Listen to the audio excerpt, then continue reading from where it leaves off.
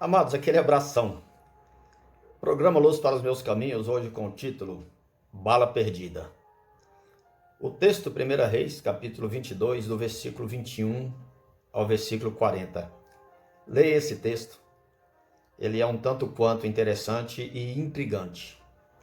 Eu quero iniciar a reflexão com o versículo 40 que diz: Assim Acabe, o rei de Israel, foi morto e sepultado entre os seus pais, e seu filho Acasias reinou em seu lugar. Olha só, segundo a palavra de Deus, tudo que foi escrito para o nosso ensino foi escrito. Olha que lição interessante. Estava havendo uma guerra entre a Síria e Israel. Acabe, o rei de Israel, ele muda sua aparência, ele coloca um disfarce, coloca também todo o aparato de guerra, e ele então se mete no meio dos soldados rasos, se mistura entre eles e entra naquela peleja. O seu aliado, o rei Josafá, ele não achou necessário e muito menos prudente fazer o mesmo, e por pouco não foi também morto. 1 Reis, capítulo 22, esse texto aí. Aconteceu, porém, que um soldado sírio entesou seu arco e ele atira uma lança ao acaso na direção da tropa de Israel.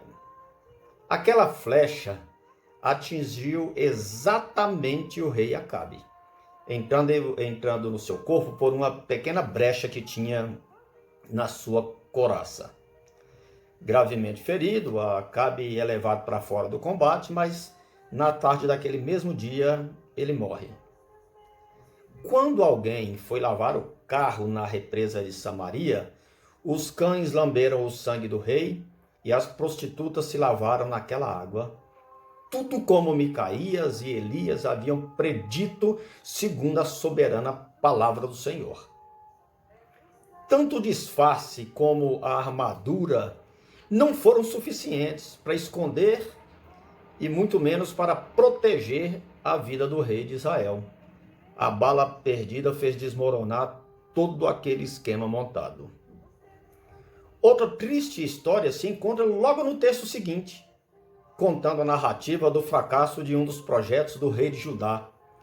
Aspas, diz assim o texto: O rei Josafá construiu grandes navios para navegarem até a terra de Ofir e trazerem ouro, mas eles se quebraram em Ezion-Geber e nunca chegaram a navegar.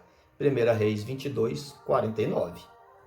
Uma espécie de fator Titanic, em que aparente e humanamente falando, tinha tudo para dar certo, mas deu errado.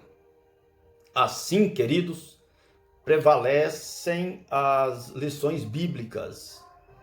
Ao homem cabe os planos do coração, mas a resposta última é a que vem da boca do Senhor.